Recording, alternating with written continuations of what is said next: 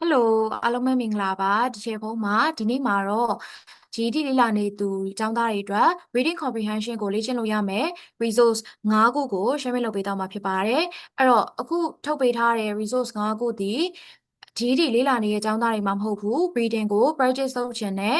ဘယ်လိုမျိုး resource တွေကိုအသုံးပြုအောင်လဲဆိုတာမသိနေဘူးဆိုရယ်သူတွေအတွက်လည်းအထောက်အကူပြုလိုက်မယ်ပေါ့နော်အဲ့တော့ဒီ resource 5ခုကိုဒီချက်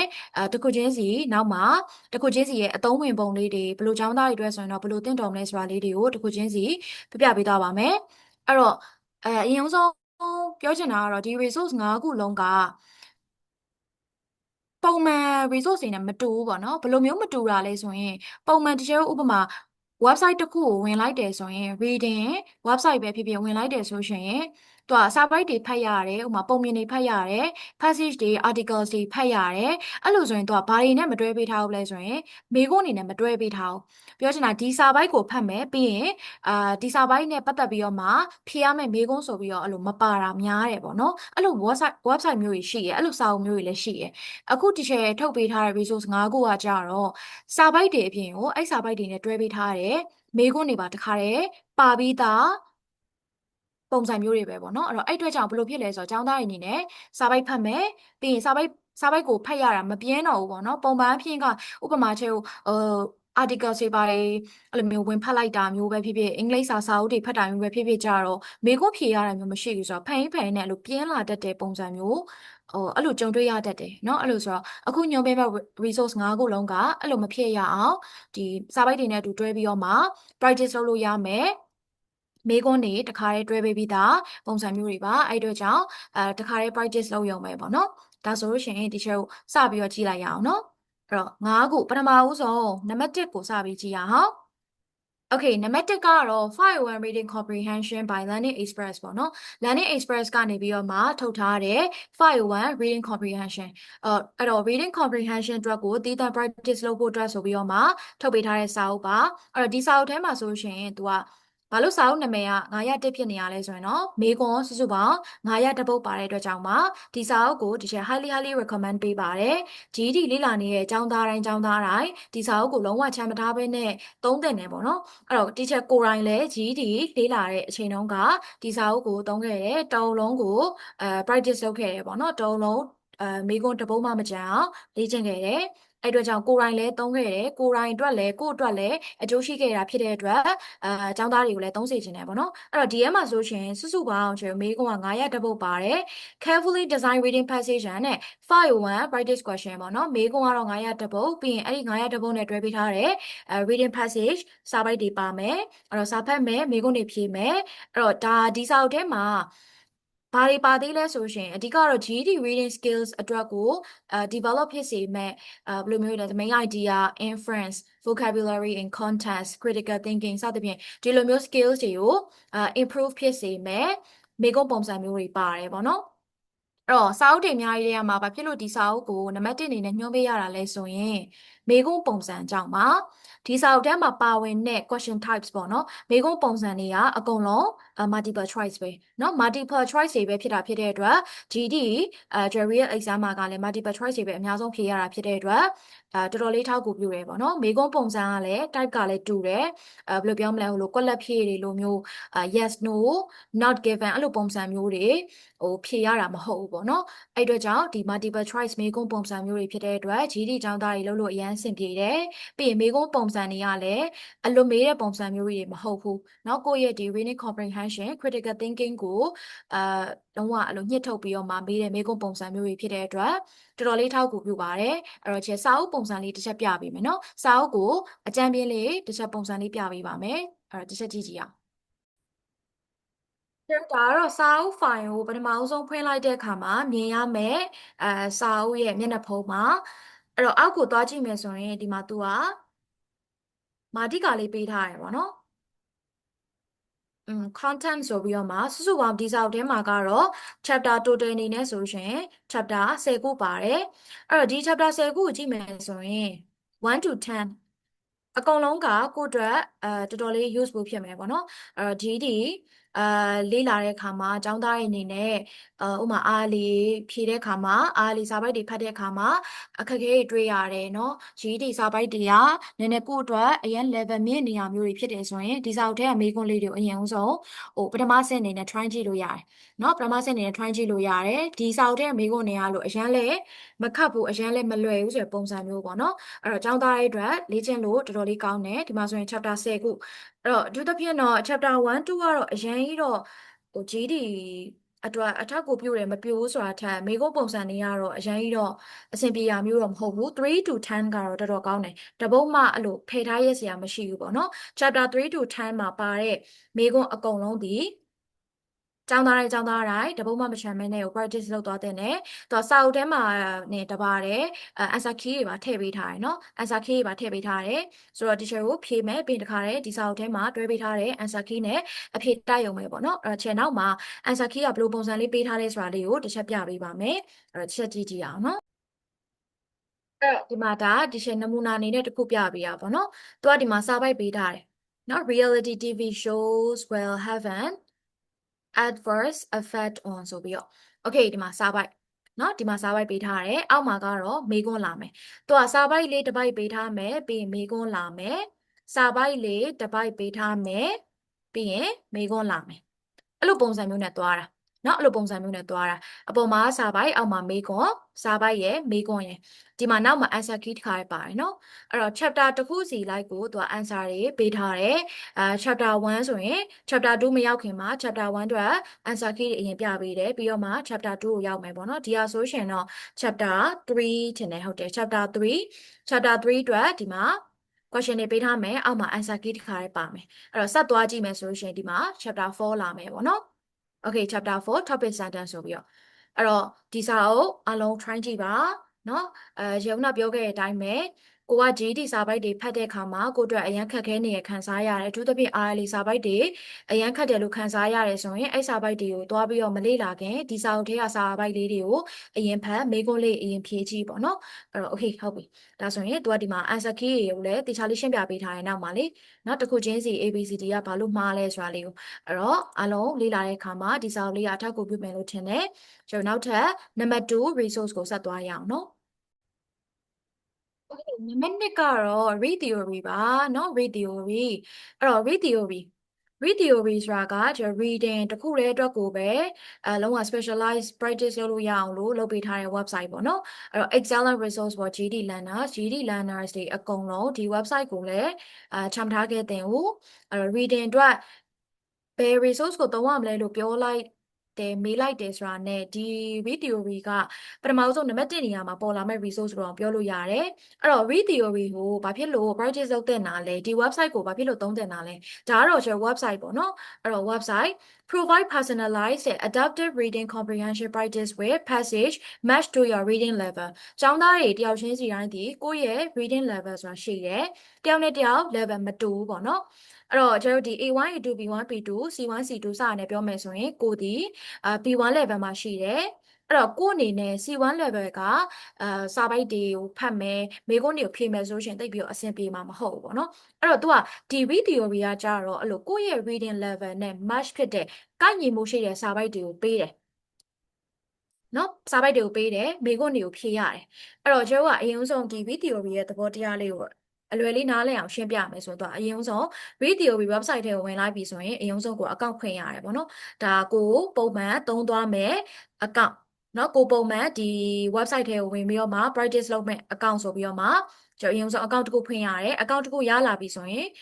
ဘာလုပ်ရလဲဆို level test သဘောမျိုးဖြေရတယ်သူကအဲ့မှာဘာလုပ်တာလဲဆိုရင်ကိုယ့်ရဲ့အခြေအနေကိုသိရအောင်အရင်စစ်ဆေးတဲ့သဘောပေါ့နော်ကိုကဘယ် level ဒီ reading နဲ့ပတ်သက်ပြီးတော့ဘယ်လောက် level အဆင့်လောက်မှာရှိလဲဆိုတာကိုသိဖို့အတွက်ကိုအရင်ဆုံးကျတို့မေးခွန်းလေးဖြေခိုင်းတယ်ကိုကအဲ့ဒါဖြေပြီးသွားပြီဆိုရင်သူတို့ဘက်ကအခြေအနေသိသွားပြီအဲ့ဒါဆိုရင်ပြီးတော့ quiz လေးတွေဝင်ဖြေရတယ်ပေါ့နော်မေးခွန်းလေးတွေတစ်ဖြတ်စီစာပိုက်တွေနဲ့မေးခွန်းတွေနဲ့ဝင်ဖြေ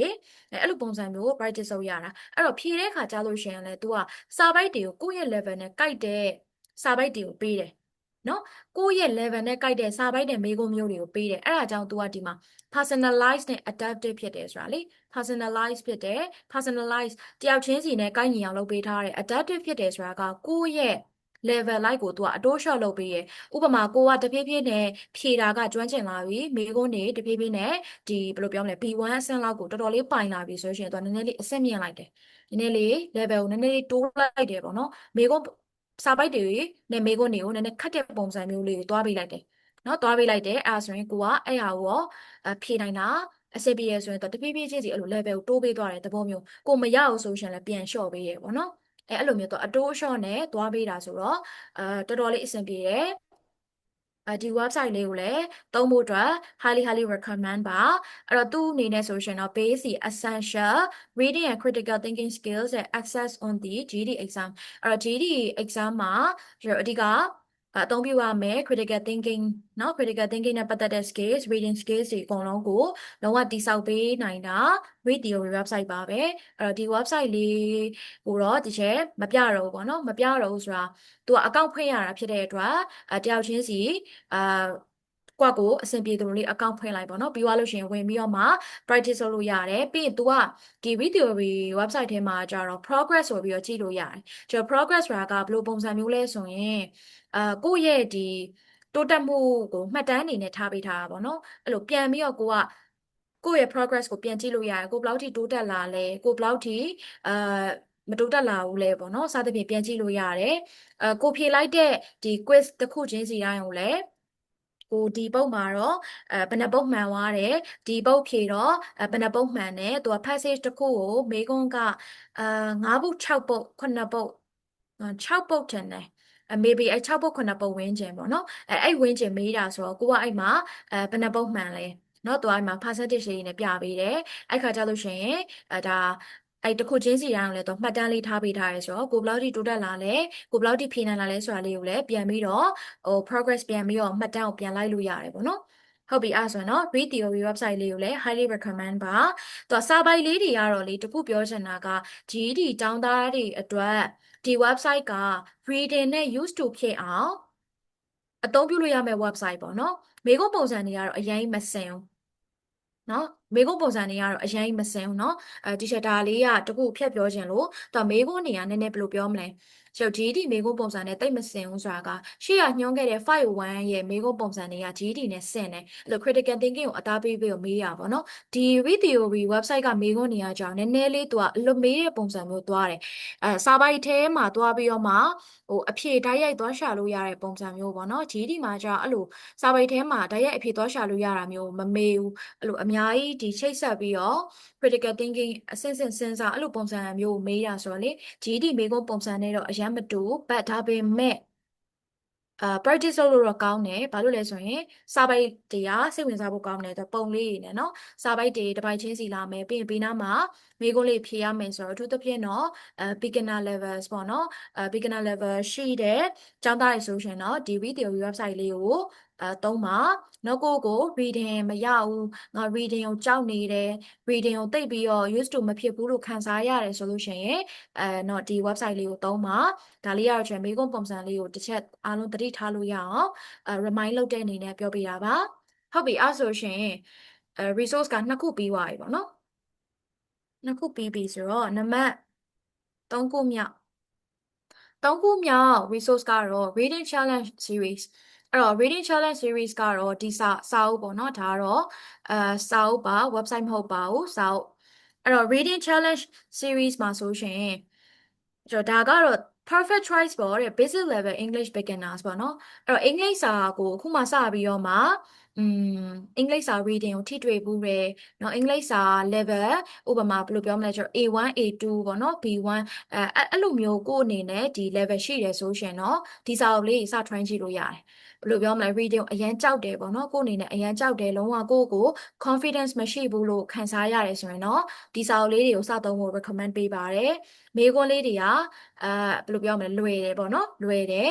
စာပေလေးတွေကလည်းစိတ်ဝင်စားဖို့ကောင်းတယ်မေးခွန်းလေးတွေကလည်းလွယ်တယ်အဲ့တော့မေးခွန်းပုံစံကိုပြောရမယ်ဆိုရင်တော့ရှေ့က read theory လိုပဲနည်းနည်းအလွန်မေးတဲ့ပုံစံမျိုးသွားတယ်ဒါပေမဲ့အလွန်မေးတဲ့ပုံစံမျိုးလည်းပါတယ်GD နဲ့မေးခွန်းပုံစံ10နဲ့ main idea တို့အဲ့လိုပုံစံမျိုးတွေလည်းမေးရပေါ့နော်အဲ့တော့ Okay ချုပ်ကြည့်အောင် provide an engaging and beginner level reading passage from comprehension practice အဲ့တော့ comprehension အတွက်ကို practice လုပ်ဖို့အတွက်အဲ့တော့ engaging ဖြစ်တဲ့ beginner level နဲ့ကိုက်တဲ့ဒီစာပိုက်လေးပေးထားတယ်မိကွန်းလေးပေးထားတယ်ပေါ့နော်။သူကကြတော့သူက reading challenge 1 2 3ဆိုပြီးတော့3အုပ်ထွက်ထားတယ်။3အုပ်ကစာအုပ်ကဒီမိကွန်းတွေပဲပါတယ်စာအုပ်က3အုပ်တက်တက်ဒီ answer key 3အုပ်ကတက်တက်ပေါ့နော်။အဲ့ဒါကတော့ teacher ရဲ့ channel မှာတင်ထားတယ်။အခုညွှန်ပေးသွားတဲ့ resource တွေအကုန်လုံးကိုဘယ်နေရာမှာယူလို့ရမလဲဆိုတာလေးကိုလည်းအကုန်လုံးကို teacher ဒီအောက်မှာ description မှာညွှန်ပေးထားမယ်ပေါ့နော်။ဟုတ်ပြီအဲ့ဆိုကြည့်အောင်နောက်တစ်ခုကကြာ strengthen နဲ့ essential reading skills and confidence for GED success အဲ့တော့ GED အောင်မြင်ဖို့အတွက် reading skills confidence ကိုတိဆောက်ခြင်းနဲ့ဆိုရင်တော့ဒီစာအုပ်လေးကိုသုံးလို့ရတယ်အဲ့တော့သုံးထွက်တယ်ပေါ့နော်အဲ့တော့တစ်ချက်ပုံစံလေးတစ်ချက်ပြပေးမယ်နော်အဲ့တော့ reading challenge ကဘယ်လိုပုံစံရှိလဲဆိုတာလေးတစ်ချက်စာအုပ်ပြပေးပါမယ် Okay ဒါလေးကတော့ reading challenge နံပါတ်1ရဲ့စာအုပ်ပထမဆုံးကျွန်တော်မြင်ရမယ်မျက်နှာဖုံးပုံစံပေါ့နော်အဲ့တော့အောက်ကိုသွားကြည့်မယ်ဆိုရင် तू က reading challenge 1 1 2 3ဆိုပြီးတော့စာအုပ်က3ကိုထွက်တယ်1မှာဆိုလို့ရှိရင်ကျွန်တော်တစ်ချက်ကြည့်ရအောင်เนาะ तू ကစုစုပေါင်းစာပိုက်ကဒီမှာဒါသူကခေါင်းစဉ်လေးနဲ့လာတာเนาะခေါင်းစဉ်လေးနဲ့လာတာဒီမှာ1 2 20ပေါ့နော်စုစုပေါင်းစာပိုက်ကတော့ passage အနေနဲ့ပြောမယ်ဆိုရင်တော့ passage အပုပ်20ပေါ့နော်အဲ့ဒါလေးနဲ့တွဲပေးထားတဲ့မေးခွန်းလေးတွေအောက်မှာတစ်ချက်ကြည့်မယ်အဲ့ဒီမှာသူက I ice the ice hotel တဲ့နော် the ice hotel အဲ့တော့အဲ့မှာစာပိုက်လေးပေးထားတယ်ဒီမှာနော်စာပိုက်လေးတွေကိုဖတ်မယ်စာပိုက်ပေးထားတယ်တော့ပုံလေးနဲ့လည်းပါတော့လေဘယ်လိုပြောမလဲကိုက reading ကိုအဲ့လိုမျိုးအရင်ဟိုတမိုင်းကြောင်းနဲ့ပတ်သက်တာမျိုးတွေเนาะပြီးရင်အဲ့လို article လိုမျိုးတွေဖတ်ရတာဟိုပြင်းတယ်ဆိုလို့ရှိရင်ဒီဟာလေးဒီစာအုပ်လေးကိုဖတ်လို့ရတယ်ပြောမယ်ဆိုရင်တော်တော်လေးစိတ်ဝင်စားဖို့ကောင်းတယ်ပေါ့နော်ရေးတဲ့အကြောင်းအရာလေးတွေကအခုဒီမှာဆိုရင်ဒီမှာဒါကျတော့ဒီကဖြေရမယ်မေးခွန်းတော့ reading comprehension အတွက်ဆိုပြီးတော့9ပုတ်ပေးထားတယ်နော်အပေါ်မှာစာပိုက်ဖတ်စာပိုက်နဲ့ဆက်ပြီးတော့မှ1 to 5ပေါ့နော်ကျွန်တော်မေးခွန်း9ပုတ်ဖြေရမယ်ဒါကတော့ reading comprehension အတွက်အဲ့လိုမျိုးစာပိုက်တစ်ပိုက်ပါမယ်အောက်မှာမေးခွန်း9ပုတ်ပါမယ်အောက်ကိုဆက်သွားကြည့်မယ်ဆိုရှင်လဲဒါကတော့ listening ဒါတွေကတော့ကျွန်တော်ကြော်လို့ရတယ်ကိုနဲ့အသိမဆိုင်ဘူးပေါ့နော် okay ဒီမှာ full first တဲ့နော် full first ဆိုပြီးတော့ okay ဒီမှာအောက်မှာစာပိုက်ပေးထားတယ်စာပိုက်လေးကိုဖတ်ပြီးသွားလို့ရှိရင်ဘာလုပ်ရမလဲမေးခွန်း9ပုတ်ဖြေမယ်အဲ့လိုမျိုးနော်အဲ့လိုမျိုးအဲ့တော့ပြောရမယ်ဆိုရင်တော့မေးခွန်းကတော့တစ်ပိုက်တစ်ပိုက်နဲ့တွဲပေးထားတဲ့မေးခွန်းကတော့အများကြီးမရှိဘူးဆိုပေမဲ့စုစုပေါင်းစာပိုက်ကြီးကအပုတ်20တောင်ရှိရယ်ပြီးတော့ reading challenge ကလည်း3အုပ်တောင်ရှိတာဆိုတော့နောက်2အုပ်ကလည်းအဲ့လိုပုံစံလေးပဲပေါ့နော်အဲ့တော့3အုပ်တောင်ရှိတာဆိုတော့ကိုမှဖတ်စရာစာပိုက်တွေလေ့ကျင့်စရာမေးခွန်းတွေတော့အများကြီးထွက်လာတယ်အဲ့တော့ဒါလေးတွေကိုတော့တစ်ချက်ရှေ့မှာပြောခဲ့တဲ့အတိုင်းပဲ beginner level เนาะ beginner level ဆိုတာ reading ကိုလုံးဝused to မဖြစ်ဘူး reading နဲ့ပတ်သက်ပြီးတော့ကိုလုံးဝ confidence မရှိဘူးလို့ခံစားရတယ် reading ကိုအရင်ကြောက်နေတယ်ဆိုလို့ရှိရင်ဒီရှေ့မှာညွှန်းခဲ့တဲ့5-1တို့ read theory တို့မတိုင်ခင်ဒီဟာလေးကိုအရင်စပြီးတော့ try ကြည့်เนาะဒီဟာလေးကိုအရင်စပြီးတော့ try ကြည့်ဒီစာအုပ်လေးက reading နဲ့အသားကျလာဖို့အတွက်ကိုဖြည်းဖြည်းချင်းဆွဲခေါ်ပေးသွားမယ်စာအုပ်မျိုးပေါ့နော်ဟုတ်ပြီအဲ့ဆိုရင် resource ကညွှန်ပေးတာ3ခုပြီးသွားပြီဆိုတော့4ခုမြောက်ကိုကျွန်တော်ဆက်သွားမယ်နော်ဟုတ်ပြီအဲ့တော့နံပါတ်4ကတော့၄ခုမြောက်တချင်ညွှန်ပေးမယ် resource ကတော့ Test English ဆိုရဲ website ပါဒါလေးကတော့ website ပေါ့နော်အဲ့တော့အခုညွှန်ပေးခဲ့တာဆိုရင်စာအုပ်က2မျိုးဒီနံပါတ်4ပါဆိုရင်တော့ website က2မျိုးပေါ့နော် okay Test English က website သူက essential resource ပေါ့တဲ့ English learners ပေါ့နော် GD ကျောင်းသားတွေမှမဟုတ်ဘူး English စာလေ့လာနေတဲ့ကျောင်းသားတိုင်း English စာလေ့လာနေသူတိုင်းအတွက်ကိုတော်တော်လေးထောက်ကူပြုစေမယ့် resource တစ်မျိုးဖြစ်ပါတယ်အဲ့တော့ practice လုပ်เสียမေးခွန်းတွေကိုအများကြီးပဲပေါ့နော်အများကြီးပဲ तू ကပိုကောင်းတာကသူက reading တစ်မျိုးတည်းမဟုတ်ဘူးဆိုတော့ reading တစ်မျိုးတည်းမဟုတ်ဘဲနဲ့ဘာလဲဆိုရင်တော့ grammar vocabulary listening နော် reading use of English and writing ဆိုပြီးတော့မှ level based practice question ပေါ့နော်အဲ့တော့ဒီဟာလေး level based practice question ဆိုတာကကိုယ့်ရဲ့ level နဲ့ကိုက်တဲ့မေးခွန်းတွေကိုဖြေလို့ရအောင်တော့ grammar ဆိုလို့ရှိရင်လည်း level တွေခွဲပေးထားတယ် vocabulary ဆိုလို့ရှိရင်လည်း level ခွဲပေးထားတယ် listening ဆိုလို့ရှိရင်လည်း level ခွဲပေးထားတယ်ပေါ့နော်အဲ့တော့ကိုယ်နဲ့အဆင်ပြေတဲ့ကိုယ့်ရဲ့ level နဲ့ကိုက်တဲ့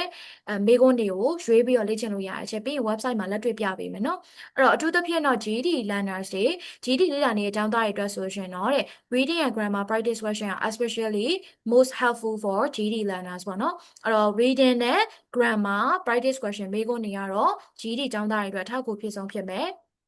Okay reading ဆိုလို့ရှိရင်အပေါ်မှာပြောထားသလိုပဲ level base အလိုက်သွားပေးထားတယ်grammar ဆိုလို့ရှိရင် grammar ကဘာအတွက်လဲဆိုရင်တော့ IELTS အတွက်ပေါ့နော် IELTS မှာက grammar နဲ့ပတ်သက်ပြီးတော့မေးခွန်းတွေမေးတယ်ပြီးရင်ကျွန်တော် extended response ရေးတဲ့ခါကြလို့ရှိရင်လည်း grammar ရဖို့လိုနေတာဆိုတော့ grammar ရဖို့လိုတာဖြစ်တဲ့အတွက် grammar နဲ့ပတ်သက်ပြီးတော့လည်းကိုအခြေခံအနေလေ့လာချင်တာမျိုးရှိရဲဆိုရင်ဒီ website လေးကိုသုံးလို့ရတယ်အဲ့တော့ဒီ website လေးတစ်ချက်ပြပေးမယ်နော်ဟုတ်ပြီအဲ့ဆိုရှင်ကျွန်တော်တစ်ချက်ကြည့်ရအောင်เนาะဒီမှာ test English take your learning with you တဲ့เนาะအဲ့မှာပြောထားတယ်ဟုတ်ပြီအဲ့တော့ဒီချိန်ကပြောထားတဲ့အတိုင်းပဲ grammar ပါမယ် vocabulary အတွက်ပါမယ် listening အတွက်ပါမယ် reading အတွက်ပါမယ် use of English writing exam ဆိုပြီးတော့အဲ့တော့တခုချွေးချက်ရှိတာ exam ကတော့အကုန်လုံးတော့ practice ဝင်လုပ်လို့မရဘူးပေါ့เนาะဟုတ်ပြီအဲ့တော့ရှေ့ကဒီ6ခုအဲ့ဒါကတော့ရတယ်အဲ့တော့ပထမဆုံးရှင် reading အတွက်အရင်ပြောလိုက်မယ်ဒီမှာဆိုကြည့်ကြည့်နော်သူက level တွေခွဲပေးထားတယ် A1 A2 B1 B2 sorry B1 B1 plus B2 C1 ဆိုပြီးတော့เนาะအဲ့တော့စုစုပေါင်း1 2 3 4 5 6မျိုးပေါ့နော်6မျိုးခွဲပေးထားတယ်အဲ့တော့ကိုနဲ့အဆင်ပြေမဲ့ level ကိုရွေးပြီးတော့မှလုပ်လို့ရတယ်ကိုကဘယ်လိုပဲဖြစ်အစကနေပြီးတော့စလုပ်ချင်တယ်အကုန်လုံး level အကုန်လုံးကိုတစ်ဆင့်ချင်းစီတက်ပြီးတော့မှသွားချင်တယ်ဆိုရှင်လည်း A1 ကနေစလုပ်မယ်ဆိုရှင်လည်းရတယ်အဲ့တော့သူကအဲ့မှာတစ်ချက်ဝင်ကြည့်လိုက်မယ်ဆိုရင်ဒီလိုမျိုးလေးလာတာเนาะဒီလိုမျိုးလေးတွေတော်တော်လေးစိတ်ဝင်စားဖို့ကောင်းတယ်ပေါ့နော်သူကဘယ်လိုပြောမလဲပုံလေးတွေနဲ့เนาะS တွေကတော့တက်တယ်เนาะကြော်ညာတွေကတော့တက်တယ်အဲ့ဒါလေးကတော့နည်းနည်းလေးသီးခံပြီးတော့ကြည့်ပေါ့နော်ကြော်ညာတွေကတော့တက်တယ်โอเคအဲ့မှာကြည့်အောင်ဆိုတော့ဒီမှာဘယ်နှမျိုးလောက်ပါလဲဆိုရင်တော့အပုတ်ကတော့ level တစ်ခုနဲ့တစ်ခုကတော့မတူဒီမှာဆိုရင် okay ကျွန်တော်စပြီးတော့မှ practice လုပ်ကြည့်မယ်ဆိုရင်သူကဒီမှာစာပိုက်လေးပေးထားတယ် guess who တဲ့နော်စာပိုက်ပေးထားတယ်ဒီမှာစာပိုက်လေးဒါလေးရရှယ်စာပိုက်လေးကိုဖတ်မယ်ပြီးရင်ဘာလုပ်လဲဆိုရင်ဒီမှာမေးခွန်းဖြေမယ်မေးခွန်းက1 to 8ပေါ့နော်စုစုပေါင်း10ပုတ်တပုတ်နဲ့တပုတ်တော့မတူ passage တပုတ်နဲ့တပုတ်ပေးထားတဲ့မေးခွန်းအရေးအတွက်ကတော့မတူဘူးမေးခွန်းတွေကလေ့ကျင့်လို့တော်တော်လေးကောင်းပါတယ်เนาะလေ့ကျင့်လို့ကောင်းတယ်စာပိုက်တွေကလည်းစိတ်ဝင်စားဖို့ကောင်းတယ်တော့ဒီမှာ okay ကျွန်တော်ဖြေလိုက်မယ်ပေါ့เนาะတစ်ခုပြီးရင်အဲ့လိုမျိုးတစ်ခုချင်းစီရွေးသွားเนาะရွေးသွားချက်ပြီးတွေပဲရွေးလိုက်မယ်ဒါနမူနာပြတာเนาะနမူနာပြတာဆိုတော့မှားလည်းကိစ္စမရှိဘူးဆိုတော့ okay ကြည့်ရအောင်ဟုတ်ပြီနောက်ဆုံးသူကtest ဖြေပြီးသွားပါပြီတဲ့correct answer ကတော့နှစ်ပုတ်မှန်ပါတယ်တဲ့အဲ့တော့ score ကတော့25% ရတယ် okay သူကတခုချင်းစီကိုရှင်းပြပေးထားတယ်နောက်တခုချင်းစီကိုရှင်းပြပေးထားတယ်အဓိကကလေဒီ website ကိုတစ်ချက်ဘာလို့ကြိုက်လဲဆိုရင်သူကအဖြေတွေကိုပြန်ပြီးတော့တိုက်ပေးတာနေမဟုတ်ဘူးအဖြေတွေကိုလည်းဘာဖြစ်လို့မှန်တယ်ဘာဖြစ်လို့မှားလဲဆိုရယ် explanation ဆေးတွေကအောက်မှာတခါတည်းပါတယ်အဲ့လိုမျိုးgrammar ဘိုင်းကိုလည်းထပ်ပြပေးမယ်ပေါ့နော်grammar ဘိုင်းဆိုတော်တော်ကောင်းတယ်အဲ့ဒီ explanation တွေကိုတေချာဖတ်တာနဲ့လေကိုယ့်အတွက်ရစရာ knowledge တွေကိုမှတ်ရမယ့် knowledge ဘိုင်းကမနေမနော်တပုံကြီးပဲเนาะမနေမနော်အများကြီးပဲကိုဒီ knowledge တွေတစ်ထိုင်ထဲမှာနေရတယ်အဲ့အတွက်ကြောင့်ဒီ website လေးကို recommend ပေးတာပါသူ့ရဲ့ explanation တွေဒါအကောင်းလို့ပါကိုကမှန်တယ်ဆိုရှင်လည်းဘာဖြစ်လို့မှန်လဲဆိုတဲ့အကြောင်းရင်းကိုဒီ explanation တွေဖတ်ပြီးတော့တေချာသိရတယ်။မှားတယ်ဆိုလို့ရှိရင်လည်းဘာလို့မှားလဲဆိုတဲ့အကြောင်းရင်းကိုဒီ explanation တွေကိုတေချာသိပြီးတော့တေချာကြည့်ပြီးတော့သိရတယ်ပေါ့နော်။ read theory ဆိုရင်လည်းအဲ့လိုပဲ။เนาะအဲ့တော့ read theory အကြောင်းတော့တေချာမပြောခဲ့ရတာ read theory ဆိုလို့ရှိရင်လည်းမှန်တယ်မှားတယ်ဆိုတာကိုတေချာလေးကိုလုံးဝအပြည့်စုံစာပိုက်အရှိန်နဲ့ကိုရှင်းပြပေးရပါတော့။အဲ့တော့အဲ့အတွက်ကြောင့်ဒီ website တွေရွေးတဲ့အခါမှာread theory ရဲ့ဒီ test English ရဲ့အဲ့နှစ်ခုကိုထုတ်ထားတာပါ။ဘာလို့လဲဆိုရင်ကျောင်းသားတွေကိုယ့်ရဲ့အမှန်အမှားမှန်တယ်မှားတယ်ဆိုတာကိုပါဘာဖြစ်လို့ဒီလိုဖြစ်ရတာလဲဆိုတာကိုပါပြန်ပြီးတော့သုံးသပ်လို့ရအောင်ဖြစ်ပါတယ်ဟုတ်ပြီအဲ့ဆိုရင်ဒါဒီလိုမျိုးလေးเนาะတခါတည်းအောက်မှာ explanation တွေပါတယ်ဟုတ်ပြီဆိုတော့ဒါကတော့ reading အတွက်เนาะ reading အတွက်ကအဲ့လိုမျိုးနဲ့ okay ကိုကဒီပထမတစ်ခုပြီးသွားပြီဆိုရင်ဒုတိယတစ်ပုဒ်ကိုဆက်လို့အဲ့လိုပုံစံမျိုးလေးနဲ့သွားလို့ရတယ်ဟုတ်ပြီအဲ့ဆိုရင် grammar ဘိုင်းကိုသွားကြည့်ရအောင် grammar မှာဆိုရင်ဒီ intermediate ကိုရွေးလိုက်အဲ့မှာဒီခေါင်းစဉ်လေးတွေနဲ့နော် present simple or present continuous future forms တဲ့ will be going to present continuous past simple or present perfect အစသဖြင့်အဲ့လိုသူက topic လေးနဲ့တခုနဲ့တခုမတူဘူးပေါ့နော်အဲ့လိုမေးခွန်းလေးဖြေရတာမေးခွန်းလေးဖြေရတယ်ဟုတ်ပြီအဲ့ဆိုရင်နမူနာတစ်ခုအစမ်းဝင်ကြည့်လိုက်မယ်ဒီဟာလေးသွားလိုက်မယ်နော်ဒါဆိုရင် future forms ဖြစ်တဲ့ will ကိုသုံးပါလား be going to ကိုသုံးပါလား present continuous ဖြစ်တဲ့ ms plus verb ing ကိုသုံးပါလားစသဖြင့်အဲ့ဒါကိုသူကရွေးခိုင်းတာပေါ့နော်ဟုတ်ပြီအဲ့တော့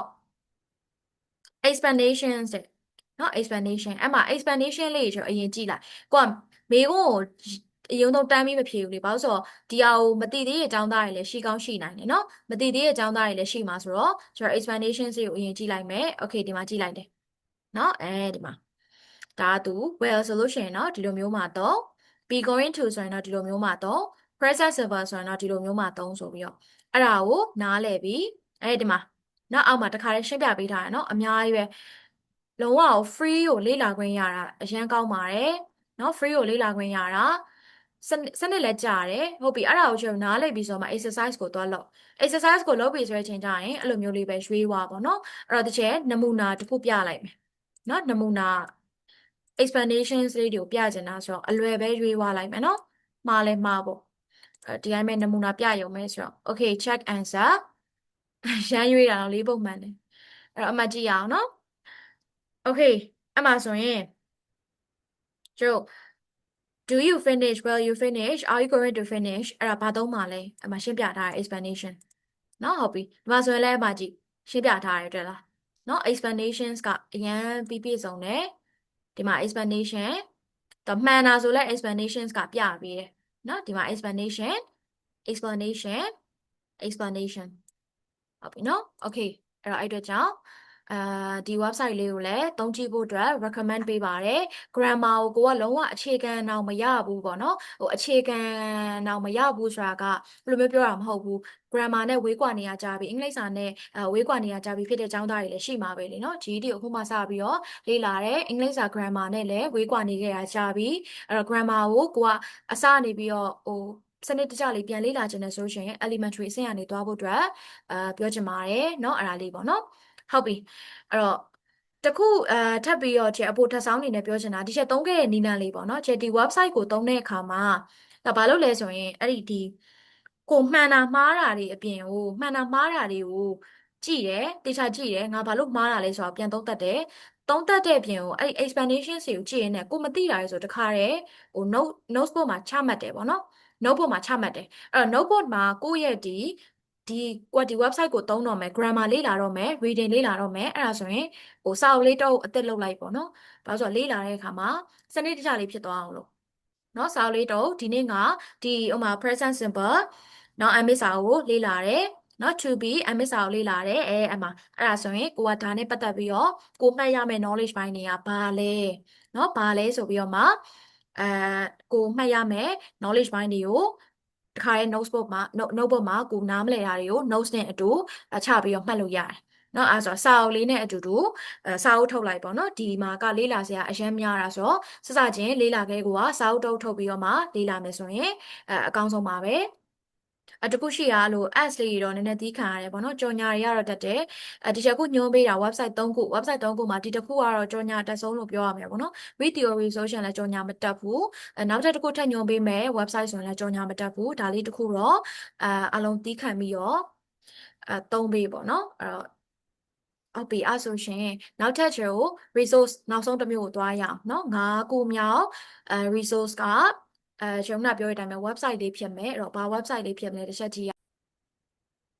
Okay နံပါတ်5ခုမြောက်အနေနဲ့ညွှန်ပေးခြင်းနဲ့ resource ကတော့ website လေးပါအဲ့တော့ဘာ website လဲဆိုရင်တော့ IELTS free practice ပေါ့နော်အဲ့တော့ GED အကြောင်းသားတွေအတွက်ဘာဖြစ်လို့ IELTS practice လုပ်ဖို့ကိုညွှန်ပေးရတာလဲဆိုရင်အဓိကကတော့reading အတွက်တော်တော်လေးထောက်ကူပြုလို့ပါဒီဟာလေးကိုသုံးစီခြင်းပါတယ်အဓိကတော့ဒီ website လေးပေါ့နော်အဲ့တော့ဒီ website ကိုလည်းအောက်မှာ link ချပေးထားမယ် IELTS free practice တဲ့သူ့မှာဆိုရှင်သူကအဓိကတော့နှစ်ခုပေါ့နော် listening နဲ့ reading နှစ်ခုရှိရဲ့ကျောင်းသားတွေအတွက်ကတော့ reading အဓိကလို့ academic နဲ့ general training ဆိုပြီးတော့ရှိတယ်အဲ့မှာကြည့်ရအောင် valuable practice platform for reading practice အတွက်တော်တော်လေးကိုvaluable ဖြစ်တဲ့ practice platform တစ်ခုပေါ့နော်အမှန်တမ်းပြောမယ်ဆိုရှင်တော့ IELTS reading ဒီခတ်ပါတယ်ခတ်တယ်เนาะဒါချက်အမှန်တမ်းပြောတာခတ်ပါတယ် GD နဲ့လည်းပုံစံကွဲတယ်မိကုံးပုံစံလေးနည်းနည်းကွဲတယ်သူကလိုမျိုးဘယ်လိုမျိုးတွေမေးရများလဲဆိုတော့ဘယ်လိုမျိုးတွေပါလဲဆိုတော့ကွက်လက်ဖြည့်တွေyes no not given နေเนาะအဲ့လိုမျိုးတွေမေးတာပါတယ်ပြီးတော့ဟိုလိုရှင်တွဲမေးခွန်းမျိုးတွေမေးတယ်အဲ့တော့မေးခွန်းပုံစံတွေကလည်းကွဲတယ်ဒါပေမဲ့ဒီ website ထဲကမေးခွန်းတွေကတော်တော်လေးဖြေလို့ကောင်းတယ်ပြီးသွားရင်နောက်တစ်ခုကစာပိုက်တွေပေါ့နော်အထူးသဖြင့်စာပိုက်တွေကတော်တော်လေးဖတ်လို့ကောင်းတယ်ကျွန်တော်ဒီလိုမျိုး website မျိုးကမရှိဘူးပေါ့နော်မရှိဘူးဆိုတာ reading အတွက်ကျွန်တော်ဘယ် website ကနေလေ့ကျင့်ရင်ကောင်းမလဲဆိုပြီးတော့လိုက်ရှာလိုက်တဲ့အခါကျရင်ကိုယ့်အတွက်များများဆဆထွက်မလာထွက်လာတာဆိုရင် read theory လောက်ပဲရှိမယ်ပေါ့နော် test English တောင်မှကြာကျဲကိုယ့်ကိုဟိုရှာတွေ့ထားတာပေါ့နော်ကံကောင်းပြီးတော့ရှာတွေ့ထားတာreading အတွက်အဲ့လိုစာပိုက်နဲ့မေခွန်းတွဲပေးထားတဲ့website ကောင်းကောင်းဆိုတာအများစစသိမ့်မရှိဘူးပြောချင်တာအဲ့တော့ဒီ website ကချမထားခဲ့တဲ့ဘူးပေါ့နော်ကျောင်းသားတွေအနေနဲ့သုံးသင့်တယ်အဲ့တော့သူ့မှာဆိုရှင် level based IELTS practice materials with realistic questions and useful exercises အဲ့တော့ reading နဲ့ပတ်သက်ပြီးတော့မှ practice question တွေပါတယ် level လိုက်ပေါ့နော်ကျွန်တော်ဒီမှာမေခွန်းတွေပေးထားတယ်အဲ့တော့တခုပြောချင်တာက GED learners တွေအတွက်ဆိုလို့ရှိရင်ပုံမှန်ကျွန်တော် academic ဒီ reading test တွေကိုသွားဖြေမယ်ဆိုလို့ရှိရင်တော့အရန်ခတ်လိုက်မယ်စိတ်ဓာတ်ကိုကြာသွားလိမ့်မယ်ပေါ့နော်အဲ့တော့တခုဒီ website ကိုညွှန်းပေးရတဲ့အခါမှာဒီ train ချက်အနေနဲ့ပြောချင်တာနှစ်ချက်ပါပထမတစ်ချက်က reading ကိုဒီ A1 A2 ပေါ့နော်ဒီ level ပဲရှိတယ်အရန် reading နဲ့ပတ်သက်ပြီးတော့ပိုင်ပိုင်နိုင်နိုင်ကို confidence မရှိသေးဘူး reading ကိုလည်းကိုကောင်းကောင်းမလုပ်နိုင်သေးဘူးပြောချင်တာကတော့အခုမှစပြီးတော့မှလေ့လာမယ့်ကျောင်းသားတွေဆိုရင်တော့ဒီ website ကိုရှောင်ပေါ့နော်ဒီ IELTS free practice ရဲ့ website ကိုရှောင်ဒီ website ဒီဘယ်သူတွေအတွက်လဲဆိုရင်အထိုက်လျောက် GD မှာကျွန်တော်စာပိုက်တွေဖတ်တာကျွမ်းကျင်လာပြီးဘယ်လိုပြောရမလဲတစ်ချက်ပြောခဲ့တဲ့ resource တွေနဲ့ပြန်ပြောရမယ်ဆိုရင် read theory လည်းပုံမှန်ကိုက website ထဲမှာမေးခွန်းတွေဝင်ဖြေနေတယ် file 1ဆိုရင်လည်းမေးခွန်းတွေအကုန်ဖြေပြီးပြီ reading challenge တွေလည်းလုပ်ပြီးပြီเนาะ test English ကမေးခွန်းတွေတော်တော်များများဖြေပြီးပြီဆိုပြီးတော့ English စာ level တက်လာတယ်တနည်းအားဖြင့်အင်္ဂလိပ်စာနဲ့ပတ်သက်ပြီးတော့အကျွမ်းတဝင်ရှိလာပြီဆိုတော့မှဒီ IELTS free practice ရဲ့ website လေးကိုဝင်သုံးပါအဓိကတော့ reading အတွက်ဝင်သုံးပါเนาะအဲ့တော့သုံးတဲ့အခါမှာအဲ့ခုနပြောတာတစ်ချက်နောက်တစ်ချက်ကကျတော့သုံးပြတဲ့အခါမှာလည်း general training session ကိုပဲသုံးပေး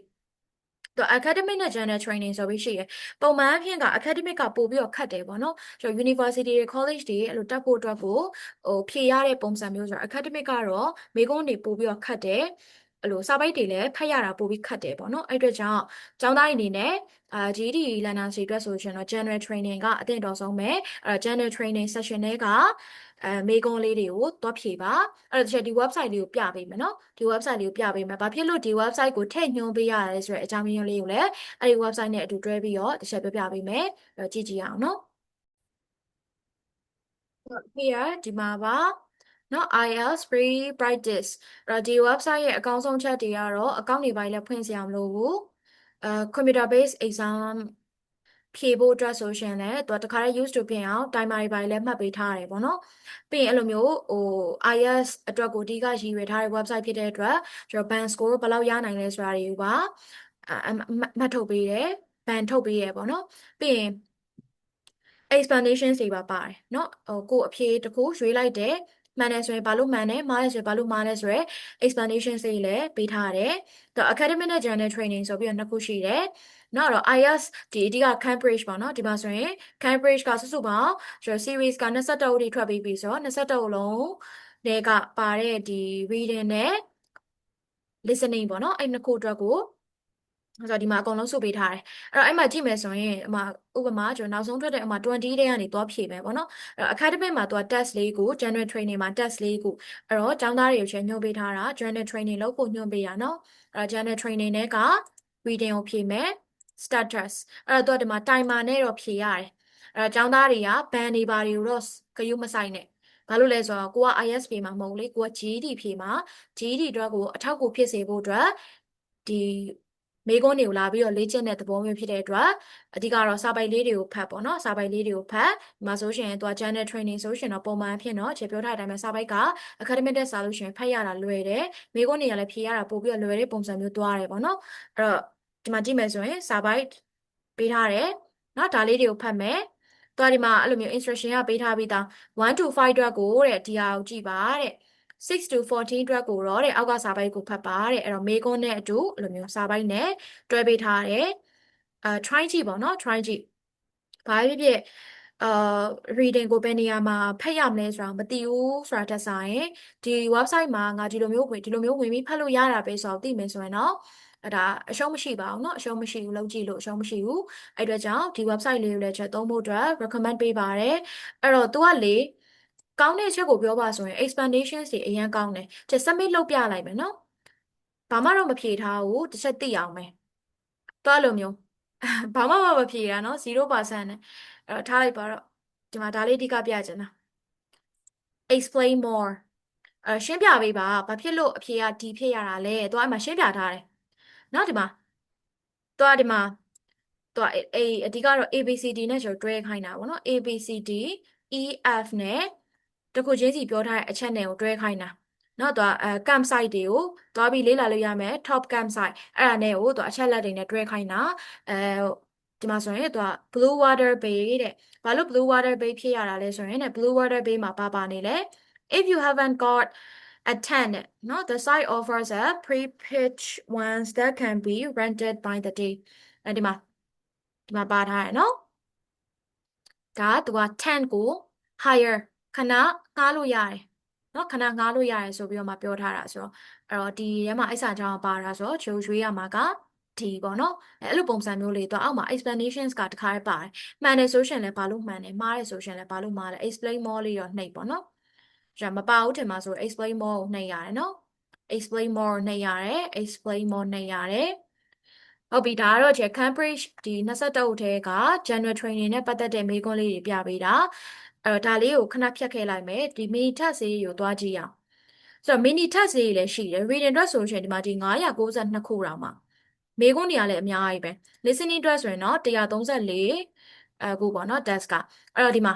အဲ့ဒါလေးလည်းဝင်ပြီးတော့လေ့ကျင့်ပါဒီမှာ theory of shopping နဲ့အဲ့ဒါလေးနဲ့စိတ်ဝင်စားသွားရင်ကြည့်ကြည့်အောင်နော် okay ဒီမှာပုံလေးပေးထားတယ်အောက်မှာစာပိုက်အချိန်ကို hide လုပ်ထားလိုက်ဒီမှာဒီ theory of shopping နဲ့နော်ဒီမှာစာပိုက်ဖတ်မယ်ပြီးရင်ကျွန်တော်ရွေးမယ်ဒီမှာစုစုပေါင်း14ပုတ်နော်အဲ့ဒါလေးကိုပြီးသွားလို့ရှိရင်အဖြေတိုက်ပေါ့နော်အဲ့လိုမျိုးဒါလေးကတော့ကျွန်တော်mini test လေးတွေပေါ့နော်ဟိုလိုမျိုးIS Cambridge ကကြတော့သူကမေးခွန်းကစုစုပေါင်း test တစ်ခုကိုအပုတ်40ဖြေရတယ်အပုတ်40ဒီ mini ကတော့မေးခွန်း10ပုတ်10ပုတ်9ပုတ်13ပုတ်အဲ့လိုမျိုးလေးဖြေရတာအဲ့တော့ခုန Cambridge ကအပုတ်ကြီးတွေမဖြေချင်ဘူးဆိုရှင်လည်းဒီက mini test လေးတွေ try ကြည့်လို့ရတယ်နော်အဲ့တော့အမှန်တမ်းပြောမယ်ဆိုချက်ပြောထားတဲ့အတိုင်းပဲเนาะကိုက reading လောက်မှာဆိုတော့ဒါလေးကိုပဲနှိပ်လိုက်အဲ့ဆိုတခါတည်းဒီမှာ reading အတွက်ကြီးပဲတည်တတ်ပေါ်လိမ့်မယ်เนาะ reading အတွက်ကြီးပဲတည်တတ်ပေါ်လိမ့်မယ်ဒီ website ကတော့တခုဖြတ်ပြောချင်တာမြန်မာကျောင်းသားအကိုတယောက်ကနေပြီးတော့မှဒီ website ကိုprogram ဆွဲပေးထားတာပေါ့เนาะအဲ့တော့ပုံမှန် website တွေဆိုရှင်ကျို့အဲ့လို explanation တွေလည်း data ပြည့်စုံမပါဘူးပြီးသွားလို့ရှင်အဲ့လို band score တွေပါတွက်ပေးရလဲတိတ်မရှိဘူးပေါ့เนาะပြီးအချိန်တွေတိုင်းမှာပဲလည်းတိတ်မမှတ်ပေးဘူးပြောရင်တော့အချက်တွေကတော့အများကြီးပဲဒီ website ရဲ့ကောင်းတဲ့ချက်တွေကတော့အများကြီးပဲ IS လေ့ကျင့်မယ်IS အတွက်အဓိကသုံးချင်တဲ့ကျောင်းသားတွေအတွက်တော့ဒါကတော့လုံးဝရတနာတိုက်တစ်ခုပဲလို့ပဲပြောချင်တယ်เนาะကိုက GD ဖြည့်ပြီးလို့ဆိုရှင်အခုတွေကစပြီးတော့လေ့ကျင့်ပေါ့နော်ဟုတ်ပြီအဲ့ဆိုရင်တော့ဒီချက်ရဲ့ sharing လုပ်ပေးတဲ့အကြောင်းအရာလေးကတော့ဆိုတော့ပြီးပြီပေါ့နော်အဲ့တော့ခုနအကြောင်းအရာလေးကိုတစ်ချက် over slide လေးကိုကျွန်တော်ပြန်သွားကြည့်အောင်ခဏဟုတ်ပါပြီဒါဆိုရှင်တော့ဒီချက်စုပေါင်းညွှန်ပေးခဲ့တဲ့ resource ၅ခုလေးအလုံးသုံးလို့အဆင်ပြေမဲ့ resource တွေကိုပဲရွေးပေးထားတာဖြစ်တဲ့အတွက်အလုံးအတွက်အကျိုးရှိအထောက်အကူပြုစေမယ်လို့ထင်ပါတယ်အဲ့တော့ဒီမှာဆိုရှင်တော့ချက်တစ်ခုပြောချင်တာကဒီ resource ၅ခုက self study ကျောင်းသားတွေအတွက်အဓိကရည်ရွယ်တာပေါ့နော်ဒီချက်ကိုယ်တိုင်ဆိုရှင်လည်းသင်တန်းတွေပါတိတ်ပြီးတော့ဟိုမတက်ဖြစ်ဘူးပေါ့နော်ဘာလို့လဲဆိုတော့ကိုယ်တိုင်ကအဲ့လို resource တွေပါရှာတာအရန်ကျွမ်းတယ်စာအုပ်တွေပါလည်းဟိုရှာတတ်တယ်ဆိုတော့လေကိုယ့်ကိုယ်လည်းအဲ့လိုမျိုး time table တွေပါဆွဲပြီးတော့ အဓိကတော့ sub study လုပ်တယ်ဆိုတော့ကိုယ်စိတ်ကိုနိုင်ရတယ်ဆိုတော့ကိုယ်စိတ်ကိုနိုင်တဲ့သူဖြစ်တဲ့အတွက် sub study ကိုပဲအဓိကလုပ်တယ်အဲ့အတွက်ကြောင့်ဟို sub study လုပ်ဖို့ပဲចောင်းသားတွေကိုလည်းတိုက်တွန်းချင်တယ်ပေါ့နော်ဘာလို့လဲဆိုရင် sub study ကပဲရေရှည်မှာကျွန်တော်တို့အကျိုးရှိစီမှာနော်အဲ့အတွက်ကြောင့် sub study လုပ်ကြပါသင်တန်းတစ်ခုတက်နေရဆိုလဲကိုယ့်အကိုအပြင်မှာပြန်ပြီးတော့လေ့လာတာကိုလုပ်အဲ့ဒါမှတကယ်စာရမှာပေါ့နော်အဲ့တော့အခုညွှန်ပေးသွားတဲ့ resource 5ခုလုံးက GD ကို sub study လေ့လာနေတဲ့အကြောင်းသားတွေဖြစ်ဖြစ်အတန်းတက်နေတဲ့အကြောင်းသားတွေ extra အနေနဲ့ထပ်ပြီးတော့ထပ်တိုးလေ့ကျင့်တဲ့အကြောင်းသားတွေတက်ပြီးအဆင်ပြေစေမယ် resource 5ခုကိုညွှန်ပေးခဲ့တာပါအဲ့တော့စုစုပေါင်း total အနေနဲ့ဆိုရှင်တော့5ခု501ဒါကတော့စာအုပ် read theory website reading challenge series 3ခုထွက်ထားတဲ့စာအုပ် test English ဒါက website IELTS pre practice ဒါကလည်း website ပေါ့နော်ဟုတ်ပြီဒါလေးတွေကတော့ website လေးတွေကတော့ flashcard ပုံစံမျိုးလေးဖြည့်လို့ရတယ်ဟုတ်ပြီအဲ့ဆိုရှင်အခုဒီ၅ခုကိုဘယ်ကနေယူရမလဲဆိုရင်ဒီရှယ် website တွေကိုတော့အောက်က description မှာlink လေးချပေးထားမယ်စာအုပ်တွေကိုတော့ဒီချက် channel link ကိုချပေးထားမယ်ချက် channel ထဲမှာဝင်ပြီးတော့ download ဆွဲလို့ရတယ်เนาะဒီချက်ရဲ့ Telegram channel မှာတင်ပေးထားပါတယ်501ရော reading challenge ရောအဲ့စာအုပ်အကုန်လုံးreading challenge 3အုပ်နဲ့501နဲ့ဆိုတော့4အုပ်ဖြစ်မှာပေါ့နော်အဲ့ဒါလေးကိုတိုက်ရိုက် download ဆွဲလို့ရမယ့် link ကိုအောက်မှာlink လေးချပေးထားမယ်ပေါ့နော်အဲ့ဒီမှာအကုန်လုံးဝင်ယူပါဟုတ်ပြီအဲ့ဒါဆိုရင်တော့ဒါလေးတစ်ခုပြောချင်လို့ပါဒါကတော့ဒီချက်ရဲ့ Telegram channels တွေအဲ့တော့ဒီချက်စုစုပေါင်းထောင်ထားတဲ့ channel ဆိုရှင်တော့4ခုပေါ့နော်4ခုအဲ့တော့4ခုဘယ်လိုဖြစ်သွားရလဲဆိုရင်ဒီဘက်က GD resource ပိုင်းเนาะ GD resources ပိုင်း teacher ဖုန်းဒီဘက်ကဒါကတော့ main channel ပေါ့နော်နံပါတ်1 channel အဲ့တော့ဒါကတော့အဓိက main အနေနဲ့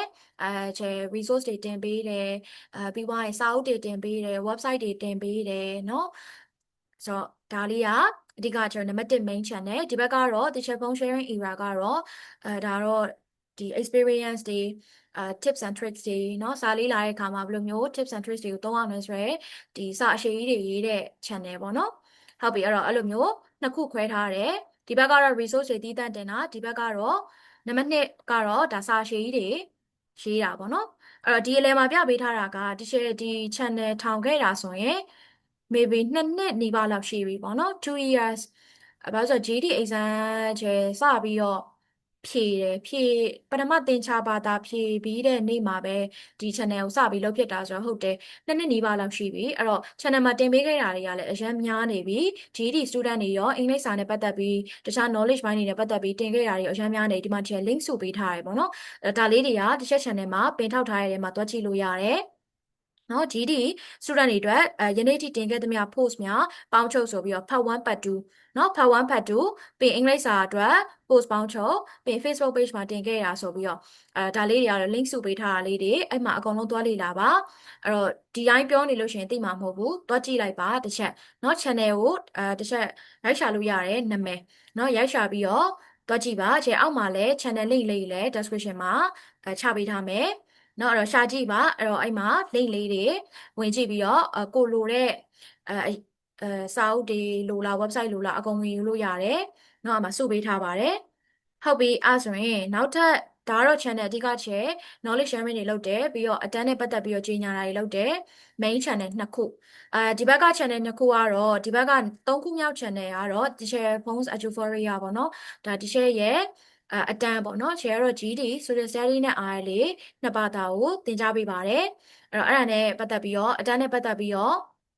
အဓိက feedback တွေကျောင်းသားတွေရဲ့အမှတ်တွေအတန်းနဲ့ပတ်သက်တဲ့ information တွေကိုအဓိကအဲ့ဒါတွေပဲတည်တံ့တင်တဲ့ channel ပါအဲ့မှာတော့ဘာမှဒီ knowledge sharing နဲ့ပတ်သက်ပြီးတော့မတင်ဘူးဒီချက်အတန်းနဲ့ပတ်သက်တာတွေပဲတည်တံ့တင်ထားတဲ့ channel အဲ့အတန်းနဲ့ပတ်သက်ပြီးတော့စိတ်ဝင်စားရဆိုရင်တော့အဲ့ channel မှာတွက်ကြည့်လို့ရတယ်ဒီဘက်က GD quizzes box ကတော့ဒီချက်channel တွေစပြီးထောင်ကားစားက